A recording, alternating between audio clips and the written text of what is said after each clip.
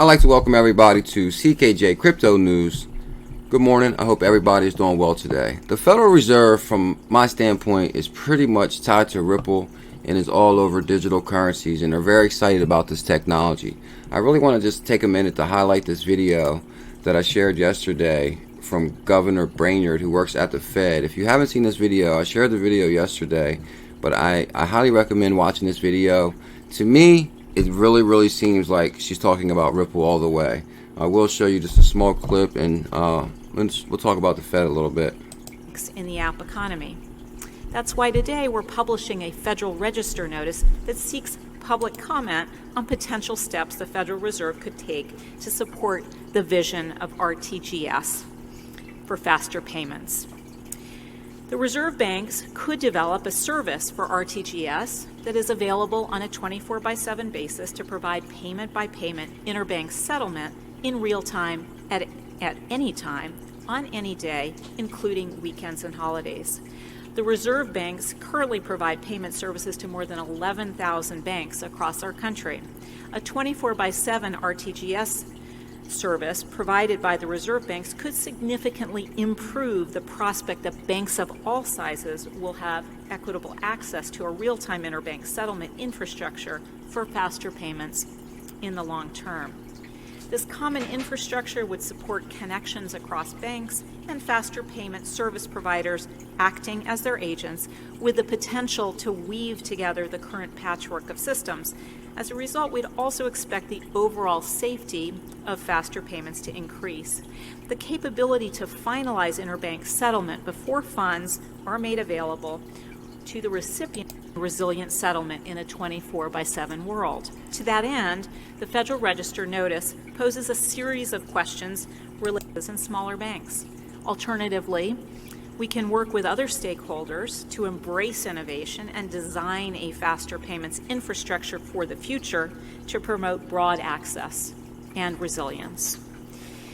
As technology continues to drive payment innovations, we continue to focus on the same basic objective that motivated our initial engagement in the payment system a century ago: promoting a safe, efficient, and accessible payment system. One thing that really stands out to me is technology continues to drive innovation in payments. I'll leave a description. I'll leave a link in the description for this video. I highly recommend checking this video out. It's amazing. It actually came from the Federal Reserve Fed Payments Improvement. This is the video right here. It came out on October 3rd. So I did a little bit of research this morning on Governor Brainard, and I actually found this right here. Fed Governor Brainard speech at Institute of International Finance annual meeting panel on blockchain. And this is from Ripple Insights. Ripple tweeted this, and this actually brought me to this right here: New World, New Rules. And this is one of the things I said why there's been an extended bear market. One thing is, this technology is truly amazing. They haven't seen anything like this in our lifetime. The financial system now is 40 years old. They're pretty much depending on a SWIFT messaging system that's extremely outdated.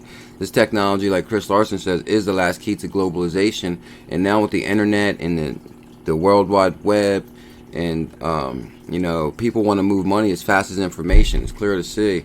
But if you go down here, basically, Brainard, Board of Federal Reserve, speaking at the Institute, pretty much highlighting that at Ripple, commercial rules are a crucial part of integrations with banks and financial institutions as we work with banks around the world to connect with each other for cross-border transactions.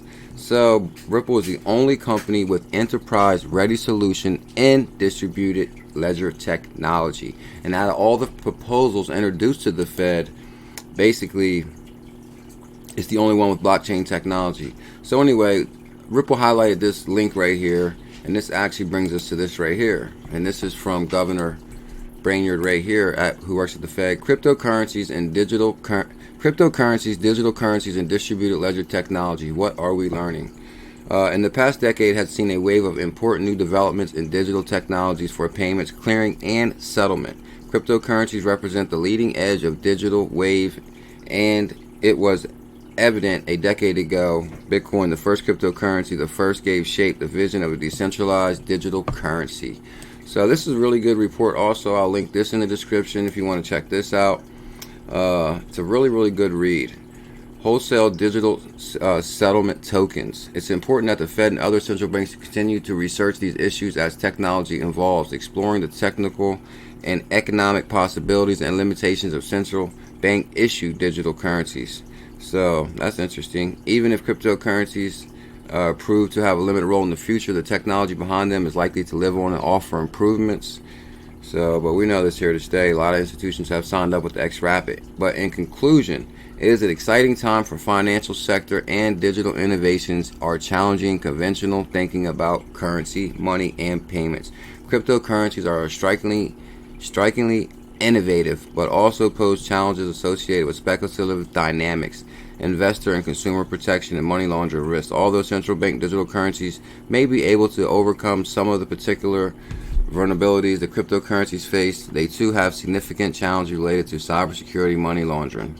So, I have highlighted a few key areas in technology advancing to deal with some of these important policies, business, and operational challenges. The Federal Reserve is dedicated to continuing to monitor the industry developments and conduct research in these vital areas. I remain optimistic that the financial sector will find valuable ways to employ distributed ledger technology in the area of payments, clearing, and settlement in coming years. So that's huge. What I thought was really interesting right here is I did a little bit of research on her, and I kind of brought these articles up.